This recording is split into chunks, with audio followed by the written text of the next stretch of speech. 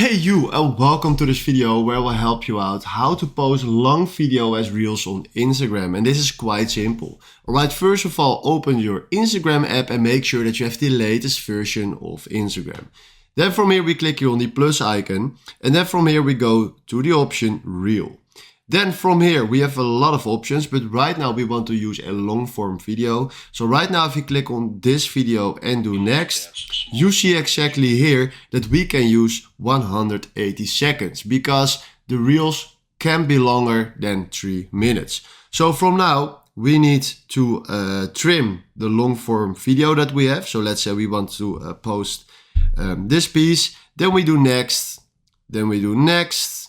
And then from here, you can post the long form video that you trimmed into 180 seconds on your Instagram. So right now, if you click here on share, he will post it on our Instagram.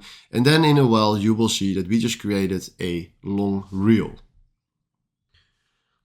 Alright, and right now if you go to our Instagram account and we click on Reels, you can see it just right here that we just posted a long video on Reels that is 3 minutes long, and this is exactly how you can post long video as Reels on Instagram. So if this video helped you out, please consider subscribing and give this video a like, and then for now, thanks for watching.